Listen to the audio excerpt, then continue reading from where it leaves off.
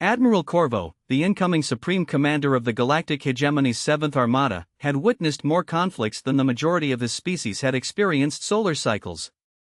His carapace, once a pristine blue-green, now displayed the seasoned patina of numerous campaigns across 17 star systems. The quartet of neural receptors extending from his cranial ridge twitched with agitation as he traversed the observation deck of the diplomatic vessel, unwavering doctrine.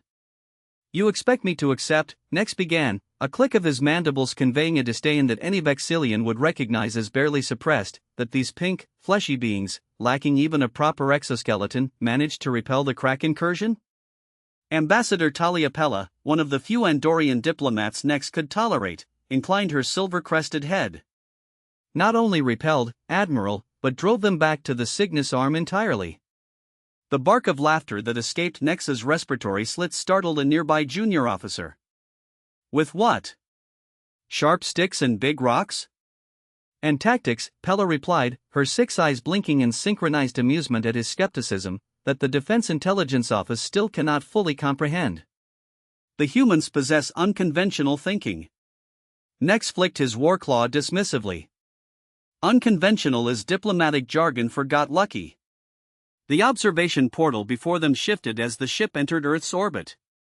Nex had avoided this sector for decades, dismissing the bipedal inhabitants as an evolutionary anomaly that would self-correct given time. Yet, here he was, compelled by high command to establish cultural exchange protocols with a species that had existed for less time than his third egg clutch. Their resource inefficiency. Nex continued, watching the blue-green world rotate beneath them, no secondary hearts, minimal redundancy in their neural pathways, and a completely exposed throat. "It's as if evolution gave up midway." Pella's antennae curved forward, a gesture of polite disagreement. "Perhaps you should reserve judgment until after the diplomatic reception tomorrow.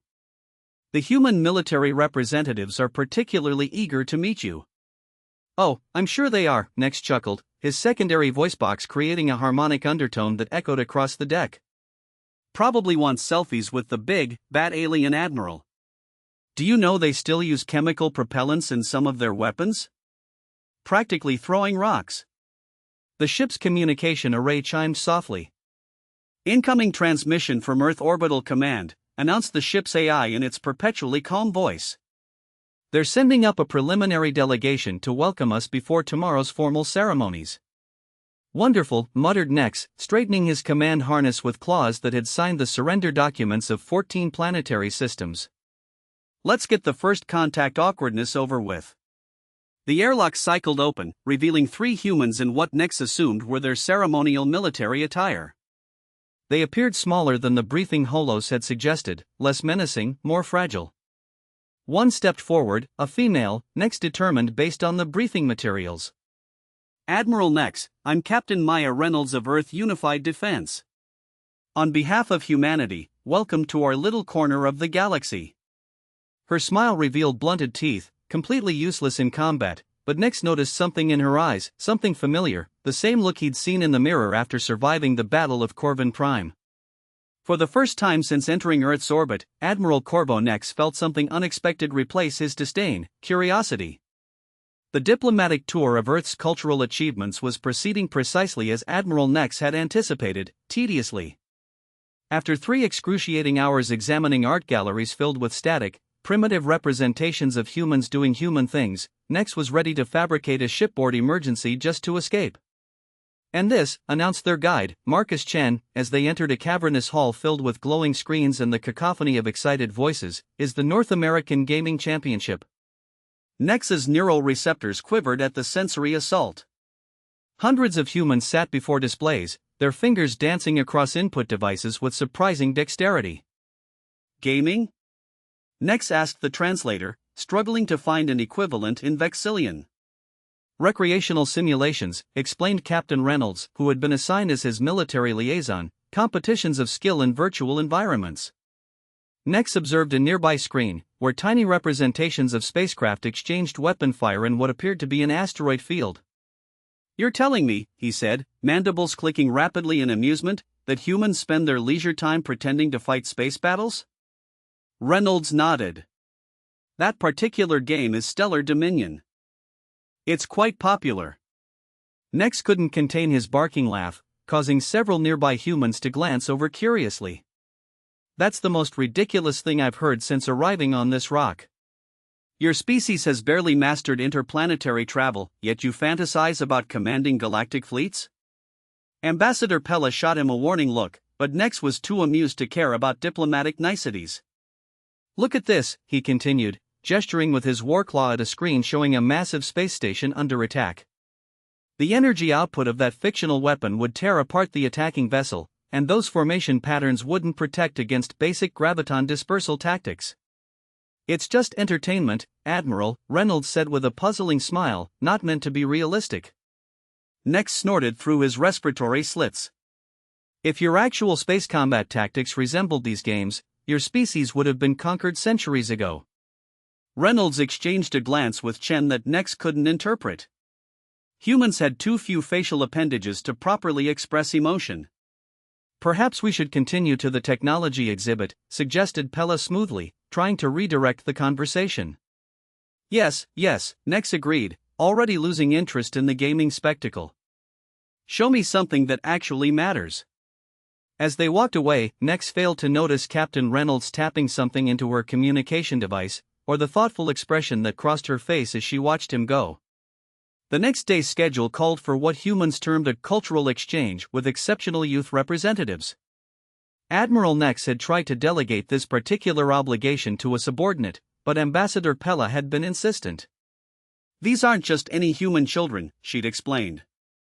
They're prodigies in various fields. The diplomatic value is significant. Nex now stood in an open atrium of a building called the International Youth Achievement Center, surrounded by small humans showing off their accomplishments. Some displayed mathematical equations, others demonstrated musical instruments that hurt his auditory receptors, and one particularly enthusiastic female was explaining her research on deep-sea microorganisms. Admiral, there's someone specific I'd like you to meet. Captain Reynolds appeared at his side, gesturing toward a lanky human adolescent sitting alone at a simulation station in the corner. Another tiny human with outsized opinions about the universe, Nex muttered, but followed nonetheless. The boy, Nex estimated approximately 14 Earth years based on developmental markers, didn't look up as they approached.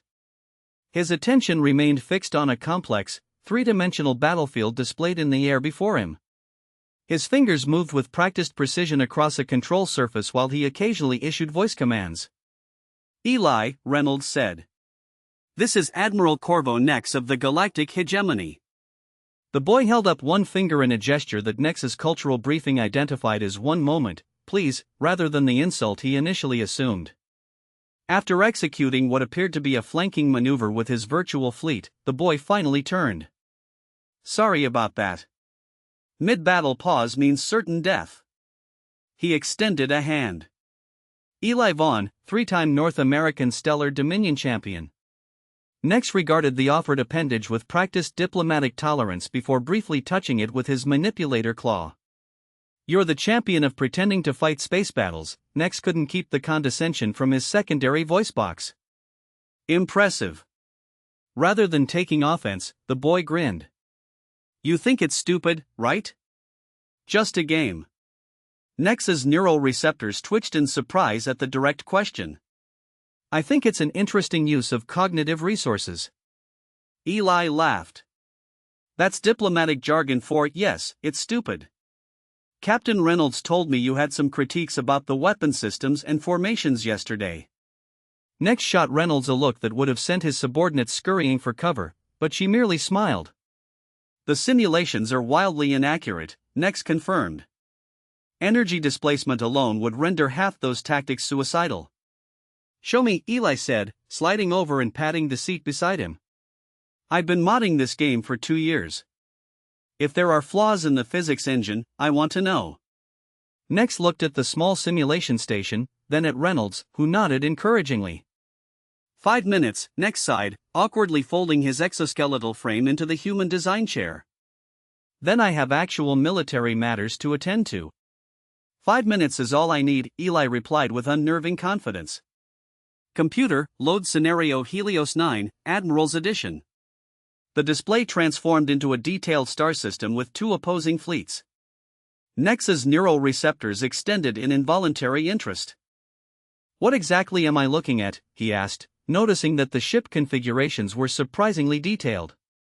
"Your next lesson," Eli said with a grin that showed too many teeth, from someone who's won over 3,000 simulated space battles. 5 minutes stretched into 15, then 30.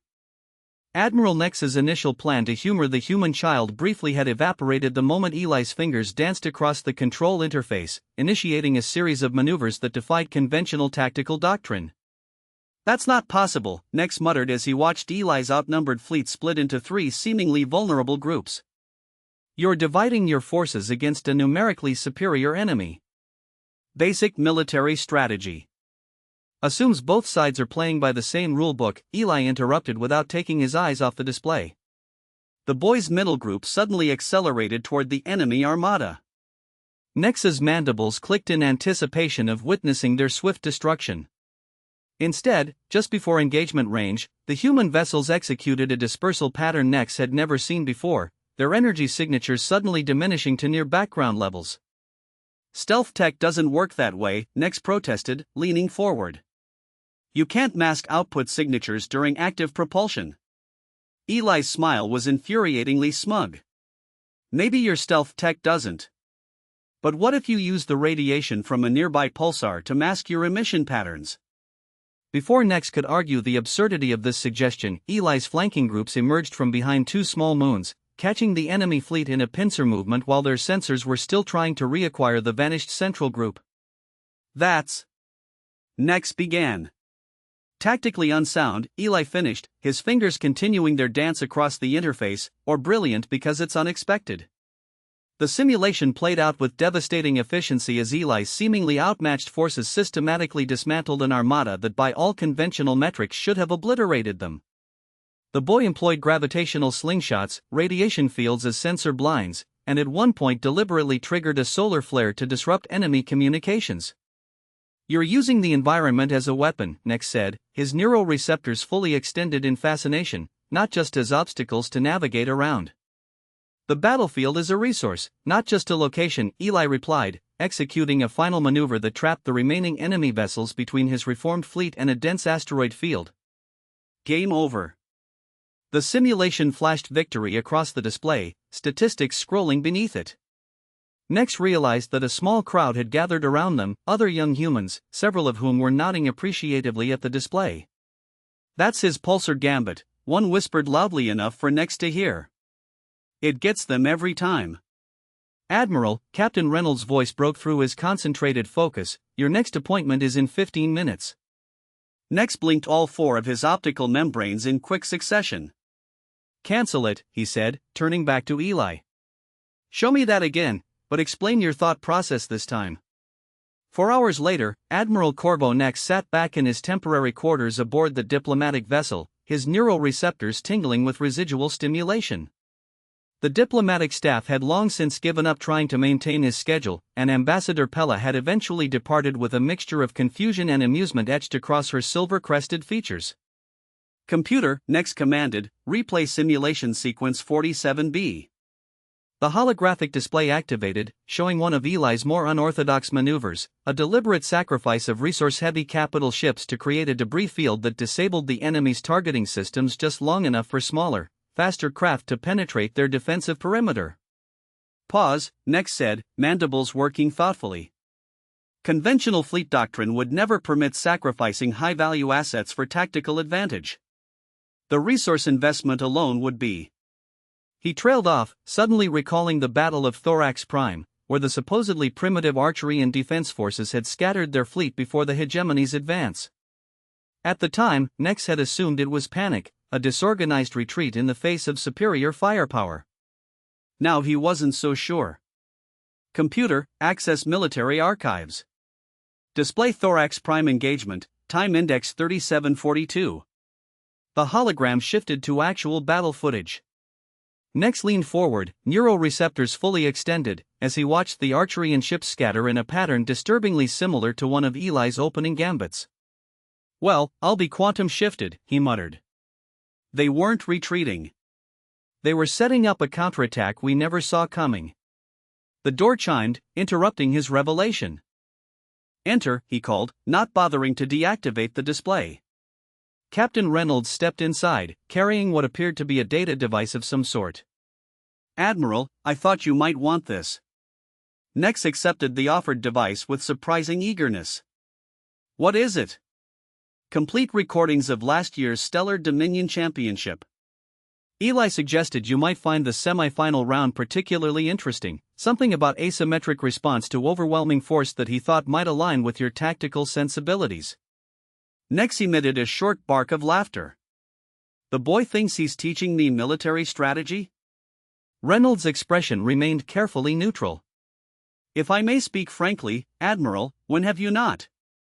Humans excel at adaptation.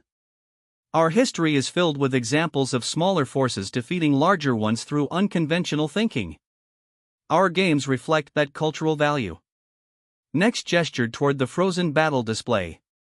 "You're suggesting that children's entertainment has military applications?" "I'm suggesting," Reynolds said with that same puzzling smile she'd worn at the gaming championship, "that dismissing something as childish might cause you to miss valuable insights." Nex's war claw tapped against his command harness thoughtfully. "The boy used tactics I've never encountered in 7 decades of actual combat. Because they're impractical, or because they're unprecedented?" Nex found himself without an immediate retort, a rare occurrence that left him momentarily disoriented. "There's another reason I came," Reynolds continued, seeing his contemplative silence. "High Command has requested your presence at a tactical briefing. Apparently, there's been an incident at the Cygnus boundary station that requires experienced perspective." Nex's neural receptors twitched with interest. The Cygnus boundary marked the edge of known space, and the frontier beyond which several hostile species had recently been detected. "Tell them I'll be there shortly," Nex said, his gaze returning to the paused battle simulation. "I have some reviewing to do first." After Reynolds departed, Nex studied both displays side by side, the real battle and the simulation. "Computer," he said finally, "download all available information on human tactical gaming simulations, with particular emphasis on unconventional strategy development." For the first time since arriving in Earth's orbit, Admiral Corvo Nex felt something he hadn't experienced in decades, the exhilarating uncertainty of having his fundamental assumptions challenged. The Cygnus boundary station hung at the edge of charted space like a gleaming sentinel, its defense platforms arrayed in textbook formation against the velvet backdrop of stars. Admiral Nex stood before the tactical holodisplay aboard the hegemony warship Inevitable Conclusion, surrounded by a command staff that had served with him through countless campaigns. "The situation, without embellishment," Nex ordered. Fleet Commander Saren, a veteran whose carapace bore even more battle scarring than Nex's own, manipulated the display controls with practiced efficiency. 3 vessels of unknown configuration appeared at the boundary 48 standard hours ago, Saren reported. "When challenged, they responded by disabling 2 of our perimeter beacons and retreating to this position." A red marker appeared at the edge of a dense molecular cloud. "They've remained stationary since, despite warning shots." Nex studied the positions, his neural receptors twitching thoughtfully. "Composition of the standby response fleet?" "Standard protocol, 2 heavy cruisers, 4 destroyer class, and support vessels," Saren replied. "Ranged in defensive posture Alpha 7. "Of course they are," Nex muttered, almost to himself, "because that's exactly what the tactical manual prescribes." Saren's compound eyes narrowed in confusion. "Sir?" Instead of responding directly, Nex expanded the tactical display to show the entire sector. "What's inside that molecular cloud?" Science Officer Trello stepped forward. "Primarily hydrogen with trace elements. Density increases by 47% every 1,000 kilometers toward the center. There are some electromagnetic anomalies, but nothing significant." "Nothing significant," Nex repeated, a strange clicking sound emanating from his secondary voice box that his staff recognized as amusement. "And those anomalies, regular or random patterns?" Trello hesitated. "I don't know, Admiral. Standard protocol doesn't call for detailed analysis of natural phenomena during first contact scenarios." "Change the scanner settings," Nex ordered. "Look for low-energy pulses at irregular intervals, specifically in the gamma spectrum." The command staff exchanged glances as Trello hurried to comply.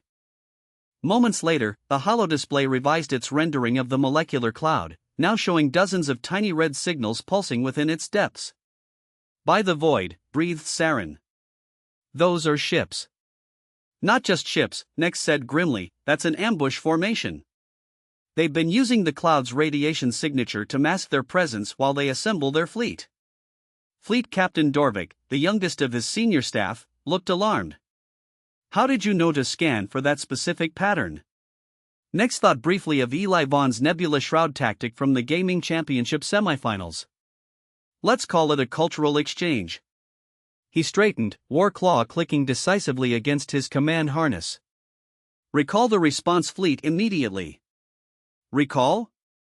Saren questioned. "Standard protocol calls for." "We're no longer following standard protocol," Nex interrupted. "Those ships are luring our forces into optimal strike position. Order the response fleet to execute a full reverse burn, maximum output. Make it look like they're running scared." "Running scared?" Dorvik repeated, mandibles twitching in disbelief. "The hegemony doesn't retreat." "Today, we do," Nex replied, manipulating the holodisplay himself. "And while they're congratulating themselves on frightening away the mighty hegemony, have our sensor platforms fire at these coordinates simultaneously." He marked 7 seemingly random points throughout the molecular cloud. "Those aren't vessel positions," Saren noted, confused. "No," Nex agreed, neural receptors quivering with anticipation. "They're hydrogen density peaks. If we hit them with enough energy." Understanding dawned in Saren's compound eyes. "The cloud ignites." "Precisely. A chain reaction that will force them to abandon their concealment." Nex's mandibles formed the Vexillian equivalent of a smile. "As a human might say, let's flush them out." The command deck of the inevitable conclusion hummed with tense anticipation as the hegemony response fleet executed their false retreat. Admiral Nex watched the tactical display with unnervingly calm focus, his neural receptors perfectly still in concentration. "Enemy vessels are emerging from the cloud," reported Sensor Officer Melix. 17, no, 23 ships. Configuration matches Skrell Dominion signatures. Saren hissed softly. "Skrell ambush tactics are their specialty." "Not today," Nex replied. "Countdown to sensor platform firing sequence, 12 seconds, Trello confirmed. Energy buildup at optimal levels." Nex's warclaw tapped a precise rhythm against his command harness. "On my mark, have our retreating fleet execute pattern Echo 9. "Echo 9? Dorvik questioned. "There is no pattern Echo 9 in the tactical database." "There is now," Nex said, transferring data from his personal device to the ship's systems. "I designed it this morning." The bridge fell silent, all eyes on their admiral, who continued to watch the display with almost predatory focus. The Skrell vessels, confident in their numerical advantage, had formed into pursuit formations, accelerating after the fleeing hegemony ships. 3 seconds to sensor platform activation, Trello announced. "Execute Echo 9, Nex commanded." "Now." The fleeing hegemony vessels suddenly cut their engines, rotating 180 degrees on their axis while maintaining their velocity vector. It was a basic maneuver, but what followed was anything but standard. Instead of re-engaging their engines to slow their retreat, they fired maneuvering thrusters in seemingly random sequences, sending them tumbling in controlled chaos. "What in the 7 hells are they doing?" Saren demanded. "Creating confusion," Nex replied, "and creating confusion." As the sensor platforms fired in perfect synchronization, the effect was instantaneous and spectacular. 7 points within the molecular cloud flared with brilliant energy as hydrogen atoms fused in a cascading reaction. The cloud itself seemed to come alive with fire, a wave of plasma expanding outward at terrifying speed. On the display, the Skrell pursuit force scattered in panic. Some reversed course, fleeing back toward the cloud only to encounter the expanding plasma front. Others continued forward, hoping to outrun the conflagration, directly into the path of the tumbling hegemony vessels. "Brilliant," whispered Dorvik as understanding dawned. "The random tumbling patterns are impossible to predict." making our ships equally difficult to target, Nex finished. The Skrell vessels, caught between plasma fire behind and chaotic targets ahead, found themselves in disarray, their formations shattered as individual captains chose different evasive actions. Phase 2, Nex announced calmly. Deploy gravity mines from the tumbling hegemony ships. Dozens of small objects launched outward, appearing as mere debris on sensors. The Skrell, focused on avoiding both the plasma wave and collisions, failed to notice until too late. The gravity mines activated simultaneously, creating localized distortion fields that caught 9 Skrell vessels in their grip. Unable to maneuver, they became stationary targets for the now stabilizing hegemony fleet. Targets locked, reported Weapons Officer Jensen. Fire, Nex ordered. Precision strikes disabled the trapped Skrell ships, while the remaining enemy vessels, witnessing the sudden reversal of fortune, began broadcasting surrender signals. The command deck erupted in triumphant clicks and hisses as the staff celebrated a victory against superior numbers without a single hegemony casualty. Fleet Commander Saren approached Nex, mandibles working in an expression of mingled respect and confusion. Echo 9, Saren said, the tumbling pattern, the gravity mines, these aren't hegemony tactics. No, Nex agreed, his neural receptors finally relaxing from their focused stillness. They're loosely based on a strategy called the Drunken Asteroid, developed by a 14-year-old human who spends too much time playing games. Saren stared at him. You're not serious.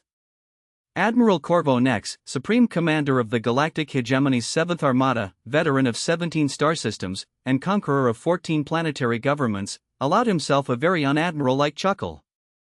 Completely serious. And I believe I'm developing an appreciation for human recreational activities. 3 standard cycles later, Admiral Nex stood at the observation deck of the Unwavering Doctrine, watching Earth rotate beneath them as the diplomatic vessel prepared for departure. The blue-green world no longer appeared primitive to his 4 optical membranes. Instead, it seemed deceptive in its simplicity.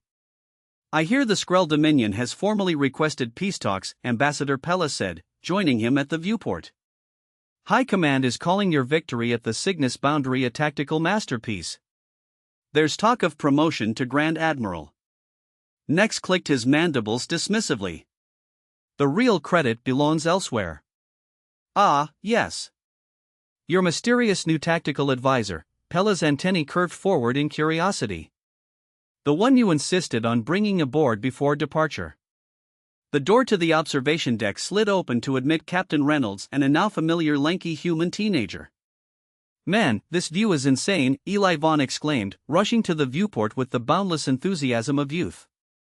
You can see the Atlantic hurricane patterns from here. Eli will be joining us as a cultural exchange consultant for the next 6 standard months, Nex explained to Pella. With his parents' permission, of course. And Earth Defense Authority oversight, added Reynolds with a pointed look. Of course, Nex agreed, Warclaw tapping against his command harness in what his staff now recognized as amusement. We wouldn't want the hegemony learning too many human secrets at once. Pella's 6 eyes blinked in synchronized confusion. You're taking a human child as a tactical consultant based on his prowess in a game? Not just any game, Eli corrected, turning from the viewport. Stellar Dominion has over 27 million active players worldwide. The collective tactical innovations represent billions of combat simulations, exploring scenarios most military strategists would never consider. Pella said, because they're unexpected. Nex countered, and in warfare, the unexpected wins battles. Eli grinned. Plus, I've got some ideas about how your shield harmonics could be reconfigured to create reflective cascades. Ever tried bouncing a photon torpedo off a planetary defense shield back at the ship that fired it? Pella's antennae twitched in alarm. That's theoretically impossible. That's what the Skrell thought about igniting a molecular cloud as a tactical maneuver, Nex replied. Yet here we are. The ship's AI announced departure preparations, and Reynolds excused herself to handle final diplomatic protocols. Pella followed, still radiating skepticism.